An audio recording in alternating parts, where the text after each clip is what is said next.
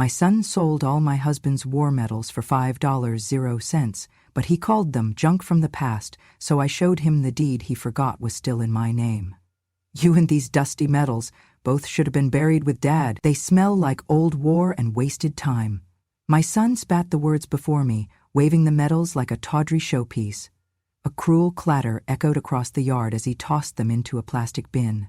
If anyone wants this old table, I'll throw in those rusty medals free. Junk from the past. Memories don't pay bills. The air pulsed with laughter. Strangers cradled my husband's valor in their hands, as though they were nothing more than cracked bottle caps. I stood silent. The Nevada sun burned the tops of folding tables laden with every relic of my marriage and motherhood. My wedding album, his dog tags, photos from the hospital room, his letters from deployment, each item discounted to $1 or less. My granddaughter filmed the scene, cherishing the moment for TikTok. "Selling Grandma's past," she whispered for her followers. A woman in the crowd inspected the medals. "Are they real?" she asked uncertainly. My son smirked and replied coldly, "Yes, all real, but worth nothing. Who needs war trophies when you can have cash?"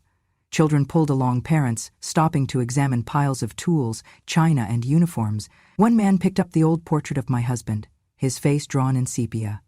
He sneezed at the dust and dropped it, saying, "Looks like something from your attic." Another laughed and said, "She must have lost her mind holding onto these relics for decades." Behind me, my granddaughter shifted nervously. I could feel the phone's glow against my cheek. She tapped to tag the sale as veteran sale. I closed my eyes, a silent plea escaping into memory. Please let dignity remain where it still might. My son cleared his throat, raised his phone higher, and spoke again. "Let's make this sale more funny. Buy a chair, take everything free with it, memories, medals, and all. Government gave him medals, I give them away. No sentimental attachments." The crowd chuckled. My friend Martha gasped, stepping forward. She tried to say something, but the noise swallowed her voice. I nodded at her. Something cracked in my chest, a promise breaking. I inhaled and walked forward slowly, the ground wobbling beneath me. He hadn't seen, no one had expected me to speak. I took his mic, and his face snapped toward me. The crowd hushed. My granddaughter froze the camera. I cleared my throat. "You can buy my belongings for $1. You can strip memories and toss them aside. You can discard me like faded newspaper." My voice shook as tears threatened to toast my heat. I paused. The silence tasted heavy. "But if you believe I am worthless..." I held the microphone steady. His smile vanished. I looked across the crowd, at Martha's eyes glistening. A neighbor's hand trembled. I lowered my voice, and every word cut clear. "Then you have forgotten what I built." A sharp gasp echoed as I spoke the next words. 30 years teaching at the university, patented a formula that saves lives. Studied in labs and lent my hands to raise students. That is my legacy, not to be sold for spare change. My husband's medals lay scattered. Some had vanished into strangers' bags, but grief does not evaporate with commerce. I dropped the microphone. The crowd drifted back. Some were ashamed. Some nodded at me. He called it business. I called it a reckoning. With my husband's wedding portrait braced tightly under my arm, I turned and walked back across the grass. The balloons bobbed overhead, mocking me with their cheer. The sale signs fluttered. But I carried something heavier. My worth does not rest in price tags. I breathed in the wind, inhaling memories no amount of dollars could buy back. I had known humiliation before. I have worn widowhood with quiet resilience for years. But this public display was deeper than grief. It was betrayal stamped in neon. Yet my resolve was rising. I lifted my chin, each step measured and purposeful, moving toward the house I had raised children in, not the tables packed with discount goods. They said the past should be hidden away, but I buried it in a deed and a will, not in trash. I remember his call sign, Valkyrie 7. That was my husband flying F-16s over Kosovo, protecting innocents under smoke and bomb blasts. When he disappeared during that mission, we held on to hope until the hospital called us to the airstrip. They carried him off the transport plane not in uniform but in a solemn flag-folded casket. The grief hit like shrapnel across my life. His medals came home later, one by one. Medal of Valor, campaign ribbons, commendations. each offering a chapter of his sacrifice. In the months before deployment, he gave me a small box of paper, a handwritten letter folded with love and certainty. He said, "If you are reading this, that means I never made it home. And I trust you, my heart. Please remember why this house exists, not for profit, but for memory. Do not ever sell off my medals, and do not transfer the house without your blessing. Keep them together, keep them safe, and remind our son what duty means." His words burned into me like truth. The will, my husband's final wish, was clear. The medal and the deed were sacred. He said the symbols of his service should not be bartered off or forgotten. It felt like destiny that he tied both the valor and the house to my stewardship. In the years that followed, every anniversary I opened that wooden box he carved with his initials. Inside lay the combat map, coffee-stained and frayed at the edges. It showed Flight Route Tango 2, over Pristina and toward enemy territory. It was where he radioed last, saying he'd return. A dozen cockpit photos of him with his squadron flashed a smile under helmet shields. There was the Medal of Valor in its velvet case, the citation folded with pride. I polished each ring and medallion weekly, whispered to them stories I refrained from telling our son. Yet now those same medals lay side by side with chipped pottery and dusty tea sets priced under $1. Each tag felt like a betrayal. I could almost hear his voice. "Do not let them bury my memories while I breathe through you." Sometimes I would open that box and run my fingers across his flight patches, still faded from years of washing, still carrying the smell of gasoline and jet fuel. I read notes he scribbled in the margins. "Protect the innocent. Get Sasa that ice cream the day he graduates." Every humiliation of today jarred with those promises. But why did I keep everything in one place? Because I knew I would outlive him. Because I believed memory should not vanish behind bricks and beams. I believed that one day someone reckless might strip the house and throw it into chaos, and I promised myself then I would stand guard. When he gave me that letter, he handed me more than paper. He handed me guardianship of legacy, both his valor and our home. And I have never relinquished it. I think of the day we buried him on the runway tarmac. The captain laid a wreath on the fuselage. The honor guard snapped to attention, the flag folded into a triangular shape. They presented it to me at the head of the coffin. I took it into my arms, tears soaking the fabric, and I told the airmen, "He flew for us all. He died doing what he loved." That flag and that flag alone became my constant companion. It draped every picture in the house. My son, at 6, asked me once why I slept beside a folded triangle. I said, "Your father carried that flag in missions. Now it holds his honor. You know that he loved you." Over the years, I received letters from his squadron. They describe how his jet engaged enemy craft, how he rescued a wounded pilot under fire. One wrote, "He saved us all that night." Those stories made my chest ache, not for what he did, but for what was almost lost. History can vanish, soldiers fade, but even now I speak for him. I preserve his memory. The will he left, "Don't sell medals, don't sell the house," was never about owning land. It was about owning conscience. He wanted me to direct any changes, any transfer, personally. That deed sits unaltered in my safe. He made me custodian, guardian of home and memory. I placed the deed inside that same wooden box many years ago. The document yellowed with age, border embossed with the county crest.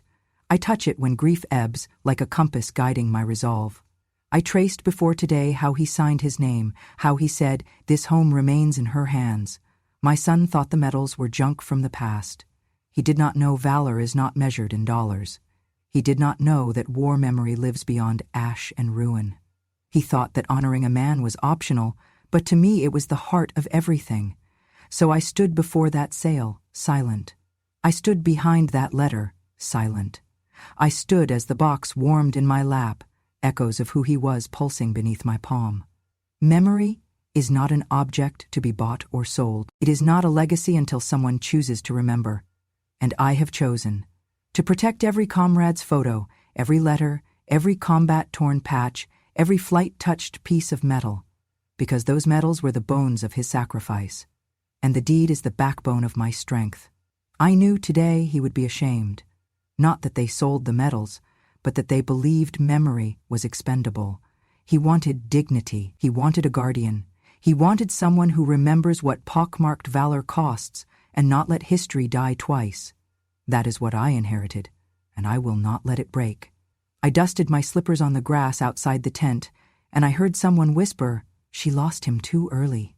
I lifted the lid on that box again and nodded to the metal's reflection, because a lifetime of devotion lives in those rings and ribbons. And today may mark the low point when strangers scooped dollar tags across our past.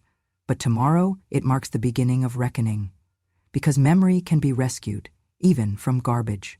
My daily life had morphed into a surreal performance inside my own home, a home I built, loving every corner, now filled with echoes of someone else's ambition. When my husband died, I expected grief. I did not expect to become invisible. My son, freshly emboldened by his success in tech-flipping investments, decided to downsize the staffing. He fired our housekeeper, an elderly woman who had served tea and cleaned halls for years, and instructed me to take over cooking, cleaning, and laundry.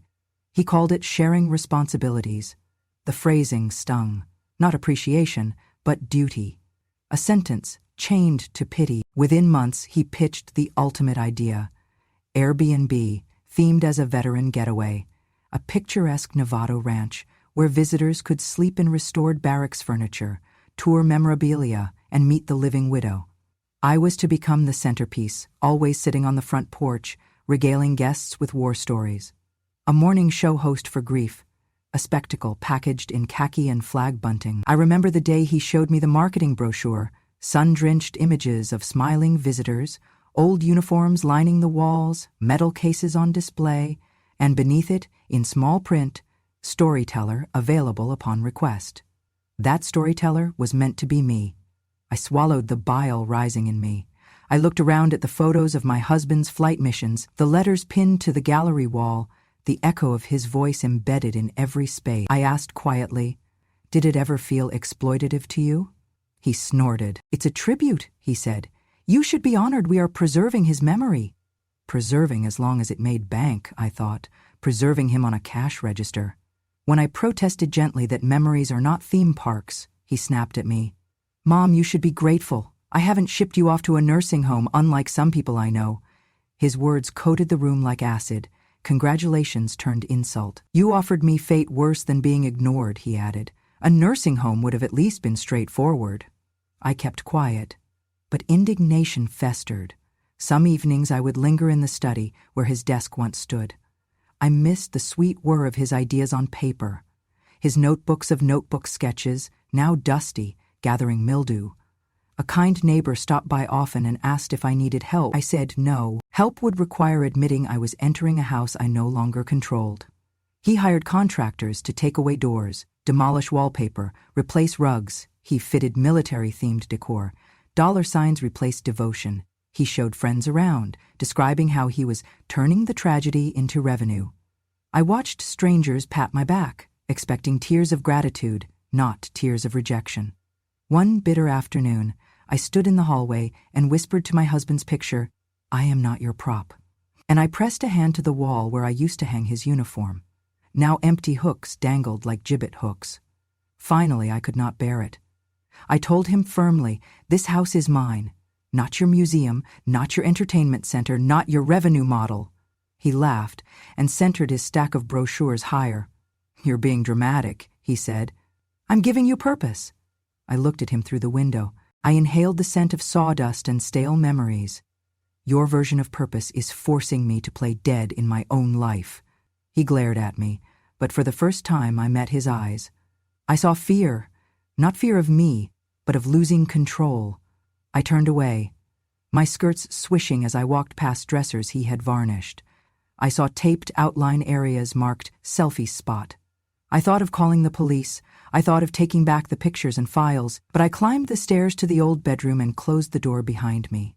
In that room, I opened the wooden box I treasured, the combat map, the medals, the letters. They whispered to me that day was coming, a reckoning built not on horror, but on proof.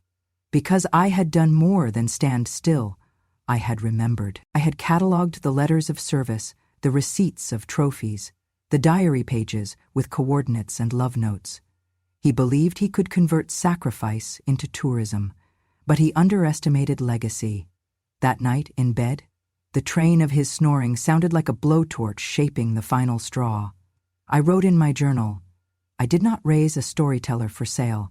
I raised someone who knew why virtue matters. I resolved to give his plan a date, not for launch, but for dismissal, because the story he was going to sell had already been stolen.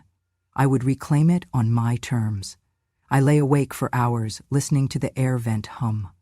I thought of the gardeners who repaired backyard fences, the electrician who replaced lamps. They asked about the new plan. Some sighed, some mumbled condolence. I understood. Nostalgia is a product until a widow refuses to sell it. So I prepared. I stocked my cane, wore my best blue dress with the medal pinned above my heart. I rehearsed words, because in the next act, they would realize I was neither decoration nor casualty. I was the custodian. And tomorrow, someone would have to reckon with that. I pressed record with the hidden phone tucked in my cardigan sleeve, trying to steady my breath. The camera angle was shaky, but it captured everything. The cards scattered on tables, people passing judgment, and my son belittling my life's history. He barked into the phone. Choose a chair, and you get Dad's medals, free. Rusty relics, past is dead, move on. He spat that line as though history were infectious. The crowd laughed, but the laughter had an edge, as though they were complicit in defiling my husband's honor. My heart tapped steadily as the medal cases rattled on the folding table like they were trash bags full of yesterday's grief. The live views doubled by the minute. Strangers from Tucson, Reno, even Sacramento tuned in. Comments scrolled, so disrespectful. Where's the widow? He's selling legacy like yard waste. It hurt, but I held the phone tighter. Then a man stepped into frame. An elderly veteran in a Navy cap paused by the medal box. He picked up one of the campaign ribbons and blinked. He looked at my son, then at me, then back again. The streaming commenter noticed. That guy looks familiar. To my surprise, he spoke. That was my squadron commander. He saved my life under fire. Those medals cannot be sold. The crowd quieted, phones lowered, people stared. My son's expressions cracked.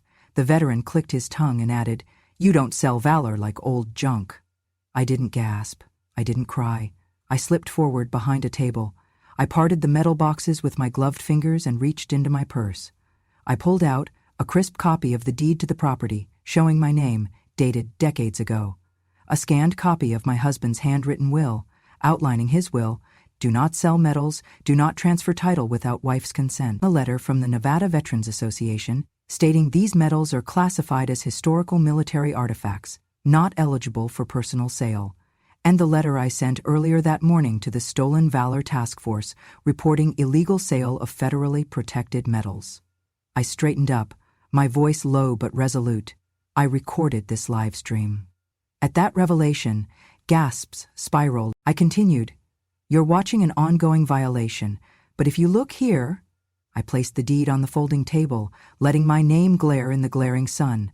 My name is on the title, and this house remains mine, despite what was promised or plotted.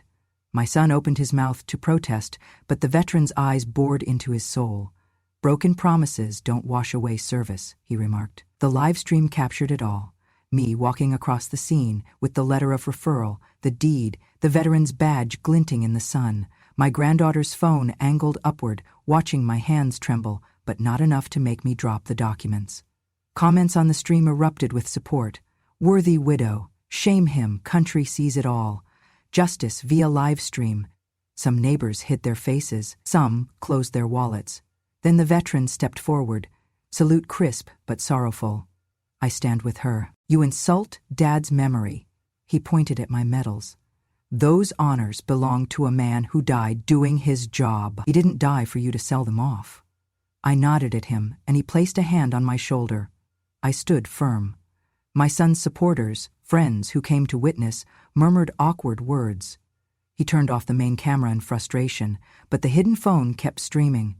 I pressed stop, only after I'd recorded the entire display, from my entrance to the veteran's interjection to my son's stunned face. I gathered the documents, folded them carefully, and looked at him directly. "This house, these medals, they were never yours to give away. The live stream stopped buffering. The silence afterward was heavier than the desert heat. I walked out of the frame, weaving through tables, dodging bags of discarded items. I heard someone call my name across the yard, but I ignored it. I felt the weight lift, not because I'd spoken, but because someone finally listened. They called it business. I called it betrayal. But today they saw truth, and live-streamed or not, honor was not for sale. People walked toward me as I reached the driveway edge. A few reached out to touch the deed. The veteran walked toward me with my medals, handing them back gently, thumbing dust from medal ribbons. I accepted them and placed each piece to my heart. He whispered, "I will store these for you." I nodded. A hand closed my granddaughter's live-stream phone. I turned and simply walked away, the metal box tucked safely beneath my arm. I had dismantled the sale without yelling. I had shared the will without shouting. I had exposed the betrayal in plain sight, and I recorded it all. The morning after the live stream, my phone buzzed with messages, some sympathetic, some outraged. By afternoon, a uniformed Nevada state trooper knocked on my door. He introduced himself quietly and said, "Ma'am, we've received your referral. We need to speak." On my living room floor, I laid out the live stream video, the letter from the Nevada Veterans Association, and the Stolen Valor report. The trooper watched my son's voice calling the medals junk, and the moment the veteran intervened, declaring, "Those honors cannot be sold." Within hours, state detectives arrived. They collected tattered labels, plastic bin debris, remnants of my husband's medals. One asked me solemnly, "Did he have permission to offload this property?" I said no. I handed them the veteran's testimony and the veteran's letter confirming those medals are protected under federal statute. Selling them without authorization is a crime. They also requested my bank statements. On the kitchen table, they unsealed a printed ledger showing irregular withdrawals, hundreds of dollars, labeled "for mom," but actually spent at casinos and sports books. Some weeks he had emptied our joint account, money I should have used for mortgage or groceries. The detective leaned in, eyebrows pinched. "Your son's claims that these were helpful withdrawals don't align with your actual expenses. That raises elder exploitation concerns." When he said that, I felt a curious calm. I had recorded the live stream, preserved the deeds and letters, and my accounts were transparent. I was his mother, not his ATM. Later that day, I filed my own statement. I do not consent to any sale or removal of property from this house. I was not retired to a museum. I remain the legal owner. Any actions without my consent are void, not authorized. A reporter from the local Reno Associated Press called, asking for comment. I agreed to speak on camera. I learned memories do not expire, but betrayal does reverberate. My husband's medals were not souvenirs, they were sacred. "A tribute stolen can be recovered legally," the headline ran. "Widow turns veteran home into legal fortress, citing title deed and veterans law." A news crew came to record the metal detection in the yard, the seized metal boxes, my statement before flashing cameras. I stood steady in the glow of the spotlights. Empathy was palpable. Concessions were being made in real time. At the Criminal Investigation Office, I listened as detectives inform me they will refer the case to federal prosecutors. Selling authentic military valor items without authorization carries both criminal and civil penalties. They warned my son could face fines, restitution, and potential sanctions under the Stolen Valor Act. That evening, my son burst into my kitchen, red-faced. He had overheard about the probe. "You could ruin me," he said, voice quivering. I looked at him and said, with measured calm, "The only thing I ruined is a facade, one built on betraying your father's memory. I will not let that house become a monument to your ambition." He glared. I continued, "This house will become what it was always meant to be. Not a tourist trap, but a sanctuary, a haven for veterans, not heirs who believe legacy is disposable." He scoffed, but the weight of the law sat between us.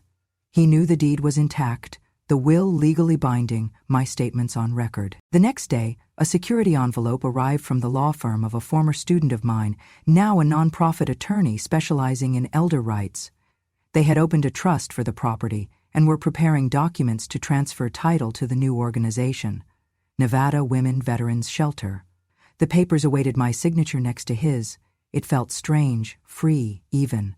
the house, the garden, the medals, even the small boxes of honors, would now serve widows, daughters, and veterans in need, not his profit. News stations showed me reviewing documents on my porch, pen in hand over printed trust papers. The reporter asked, "Are you ready to give up your home?" I replied, "Home is where honor resides.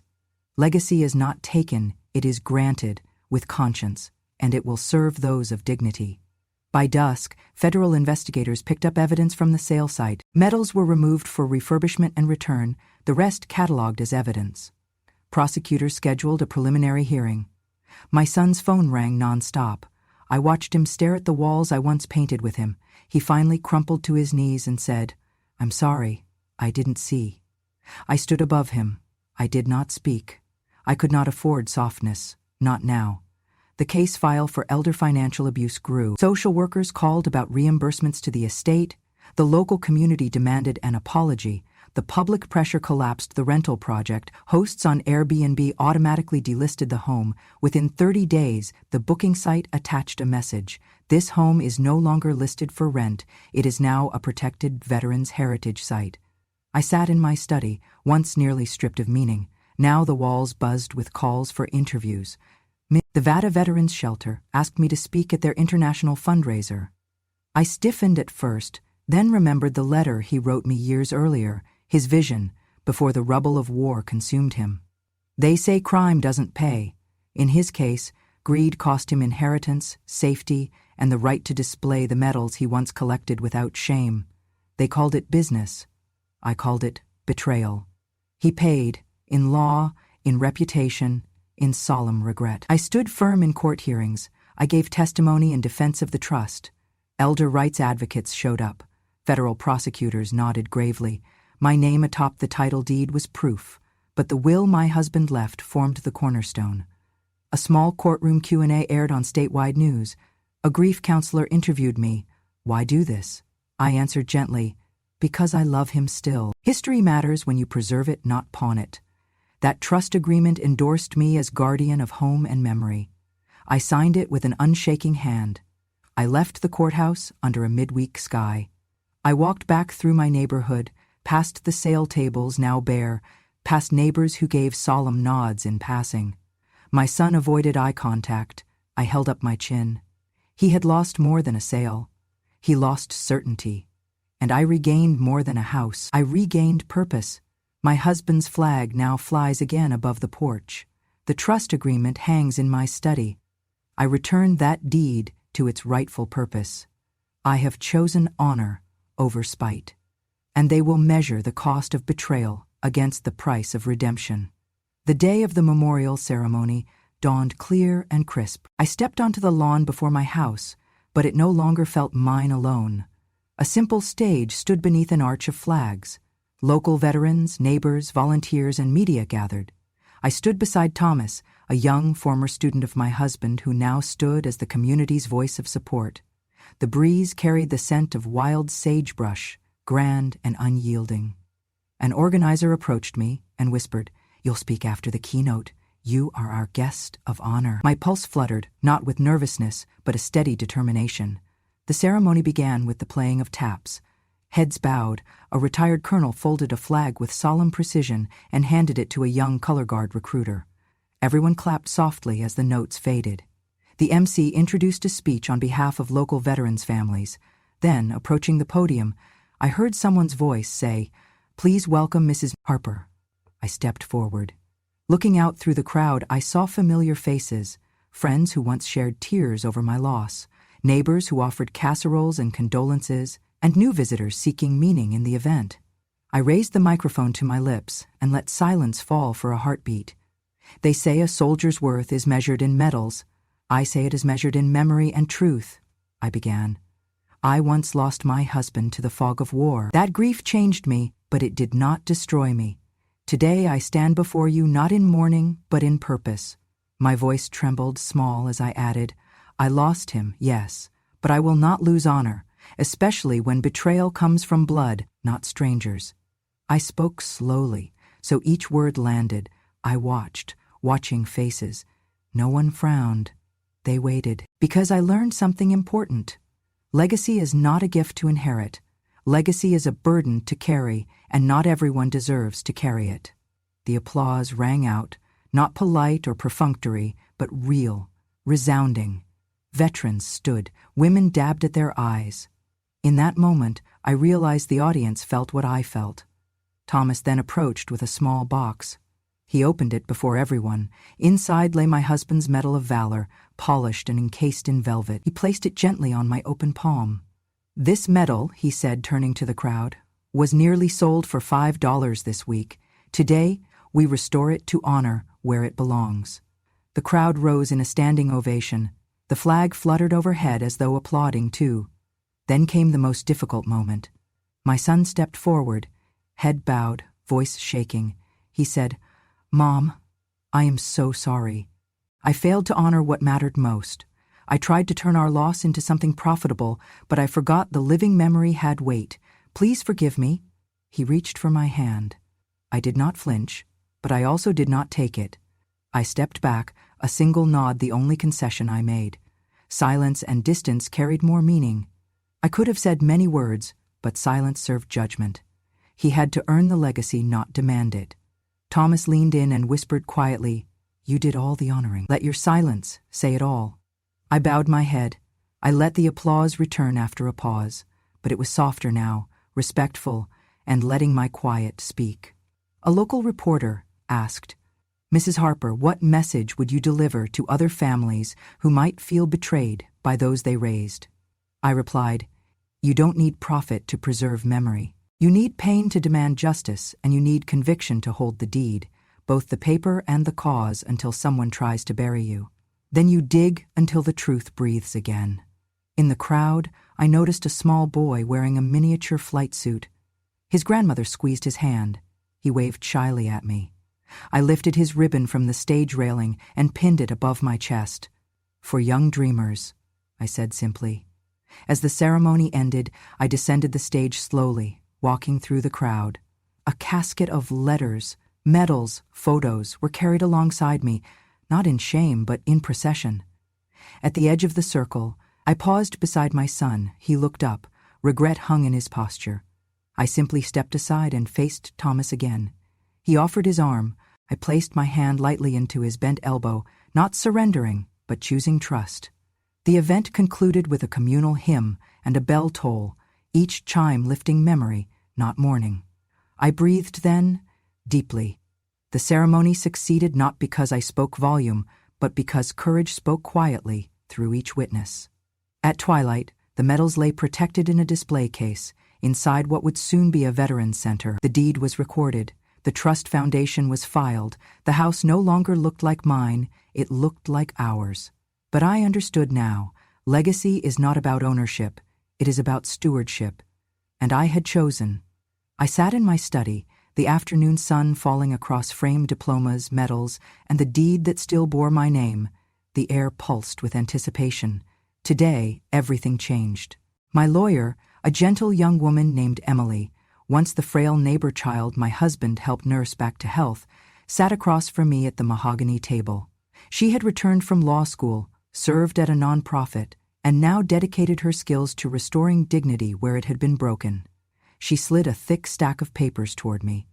At the top was the deed I signed decades ago. Below it, documents transferring ownership of my home, land, and all contents, valued at $1,200,000 to the newly formed nonprofit Nevada Women Veterans Shelter. Included were my husband's patented medical device plans, a co-invention he created to help injured veterans. The patent would now be held by the foundation. Emily explained, "This trust secures the house and the invention as assets for the shelter, rendered irrevocable. Your son is excluded per the original will." I looked at her, voice steady. Let that lesson echo. No one may claim legacy if they never claimed loyalty. Legal papers revealed that my son had withdrawn thousands of dollars from our joint account, ostensibly to help you. Those funds were traced to debts at a local casino. The financial records created a trail of elder exploitation, violation of fiduciary responsibility. He would now owe back taxes, face audits, and could be liable for civil restitution. Emily said, "The IRS flagged many withdrawals. You'll need to recover the funds for the trust. He cannot benefit from your estate." I nodded, feeling relief and grief intertwine. Relief that I would no longer bear the burden alone. Grief that he, my flesh and blood, betrayed protocol and trust. Emily stood to step aside. Then she added the final layer. A legal affidavit from the veteran who testified at the memorial, corroborating the invalidity of the medal sale. Additional affidavits arrived from family, friends, and neighbors. I would file for elder abuse and asset misappropriation. The trust would compel the transfer of usable funds back into the nonprofit. I signed each document: deed assignment, trust certification, patent transfer, all before the afternoon sun sank low. My husband's patent on battlefield first aid remained intact, but now it would serve wounded servicewomen and women veterans in need. I closed the ledger. I closed that chapter. Later that evening, during a filmed interview for a local broadcast, I said, "I've turned a betrayal into a birthplace of community. The house is no longer just a home. It is a legacy center, because no structure should hold yet another heart prisoner." Emily stood beside me, wearing both pride and quiet defiance. A reporter asked, "Will your son still receive anything?" I paused. My voice was soft but firm. He was offered inclusion to sign agreements, to acknowledge the truth. He declined. One cannot inherit what they do not honor. The demand from the IRS followed swiftly. They requested an explanation for the previous year's filings. Because he had misused funds as for mother's care, they would seek reimbursement that would strip him of financial benefit from his actions, even from inheritance of sentimental value. I felt vindicated, but not triumphant. I thought of my husband's words: keep his memory safe, even if betrayal hides behind kin. I looked around the study at his framed medals, restored now, and at the patent blueprint my finger traced. I whispered, "We're doing it, love." At my son's apartment door, Emily and I served last papers: foreclosure warnings, IRS notices, and a formal notice of breach of fiduciary duty. He stood in roomy defeat, glasses crooked. He stuttered through half-hearted apologies. Emily said nothing. She did not smile. She placed the documents in his hand. He opened his mouth, closed it. No excuses. I remained silent. Silent as my husband had asked. Silent as testimony, but resolute. I turned and closed the door behind us. Inside the house, I walked room to room. His childhood room, now a memorial corner. The living room, where dinner once smelled of roast, now a hall of volunteer thank-you notes. I touched a corner of the sewing table he used to build models. I heard the phone ring, return of fund recovery queries, documentary requests, sponsorship emails. I responded with a gentle, "Yes, the house is no longer for rent, it is for service." That night I sat at my desk, pen and paper in hand. I drafted a letter to participants in future programs at the shelter. To those who served, to those who loved them, and to those who will rise now. This house stands not because of cost, but because of conviction. My husband flew for freedom. Now you may enter here to find it in community. Months later, at the ribbon cutting for the Foundation's official center, Emily stood by my side. The structure gleamed behind us as local veterans and families gathered. My son appeared in the crowd, tilting his head. Our eyes met. He nodded. I nodded back. Then I returned to Thomas, who offered me the ceremonial scissors. I snipped the ribbon and walked through the threshold, stepping into a hall filled with gratitude, not regret. I had lost my husband to war. I lost my son's trust to greed. What remained was legacy, no longer tied to blood, but to service. I am neither monument nor martyr. I am steward. And my will ends here, not in memory of what I lost, but in honor of what I protect. Years have passed since the sale. The house that once echoed with betrayal now hums with purpose. The Nevada Women Veterans Shelter is alive. Rooms redolent of hope instead of hushed sorrow, laughter instead of regret. Women wrap hands in scrubbing stations. Children color at tables beneath patriotic banners. Community volunteers teach classes in gardens once filled with weeds. In the main hall, on the far wall above a long oak bench, hangs my husband's portrait. Beneath it, his original Medal of Valor sits encased in glass. Framed letters and photos fan out below, and carved into the plaque is one phrase emblazoned in brushed brass: "In honor of those who were never forgotten by those who remember." It catches the sunlight streaming through the window as though the phrase itself breathes life back into memory. One morning, my great-granddaughter tugs at my skirt.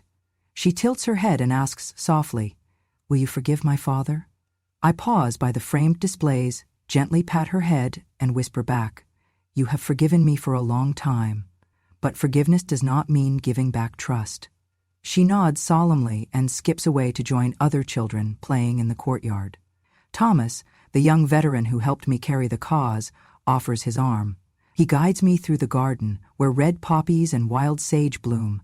Texas bluebonnets shade benches where survivors sit in quiet conversation. In that moment, I know the house is no longer mine, and it is more mine than ever.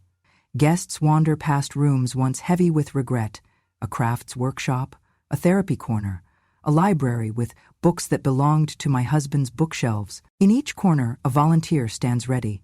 Some tear up when they see the medal display. Others read his letters and murmur with respect. The community comes often: school groups, local historians, casket bearers, old pilots who once served beside him. Many stop at the display wall. Some kneel for a moment. Some snap photos. No one kisses the medals. Instead, they touch the plaque, read the inscription, and leave with reverence. No more Airbnb banners hang in the yard. No more renter rules posted on old windows. Only children's laughter drifts on the breeze, blending with distant voices telling stories of camaraderie and healing. Once, a reporter asked me again, "Mrs. Harper, do you regret proceeding legally against your own son?" I thought of the rooms lined with letters of thanks from veterans, widows, volunteers, and replied, "The only regret is that it took betrayal for us to know what needed preserved." Some days I catch my reflection in the front window. I am older now, more lines, more quiet stories etched in my hands. But my spine is stronger, my eyes are brighter, my purpose unabated. Thomas and I often stop at the display wall. He looks at me and says softly, "You are its keeper." I smile. Keeper, guardian of honor, not just memory. I have forgiven in silence. But love and trust are not interchangeable. I opened the trust in full, not as grace, but as boundary. My son chose to walk away when he cast aside remembrance. A plaque beneath the photo reads simply, "Harper Veterans Legacy House." Sometimes I read it out loud. This house belongs to valor, not profit. I still open the wooden box each week in the sanctuary room. Inside lies the flight map from Kosovo, letters intertwined, a single flag folded on top. I don't touch the medals often. They live now in solemn dignity. But I hold the letters. I read the notes he wrote in the margins. Protect. Heal. Remember. I gather groups of veterans here often for reading circles or penny dinners. I tell them, our legacy is not in what we earned. It is in what we forgive, what we protect, and whom we choose to serve. They nod. They know. One afternoon, a young Marine approached with tears in her eyes. She tapped the medal case and said simply, This is worth more than your son could ever understand." We held silence together. I told her, "You have honor. Keep going." The local historians group asked me to speak at the legislature next week about preserving veterans' homes as service centers, not tourist curiosities. At my age, I expected less. But I accepted because the cause is greater than me. The house shimmers gold in the evening light. The flags rustle in a steady breeze. The garden smells of sage, lavender, memories, and morning coffee served in chipped mugs no one paid a dime for. Legacy is not in bricks. Legacy is in what we build on them. They sold my memories for $5, but I built them into a legacy worth millions, not in cash but in honor, and in the end, the legacy lived. If you think stories like this only happen in novels, take another look around. How many mothers are being drained of their dignity and their memories simply because they choose silence over screaming and remembering over revenge? I am not asking for pity. I just want them to remember. War may have taken the man I loved, but it was ingratitude that nearly stole the honor he died protecting. If you have ever loved someone who gave their whole life to family, share this story. If you are a child who once believed your mother had nothing left to give, look again. And if you want to hear more true stories from a grandmother who stayed silent for too long, subscribe to Grandma True Stories, because when a grandma finally speaks, the whole world should listen. See you in the next story, and remember, never call memory trash. when memory is the last thing keeping you human.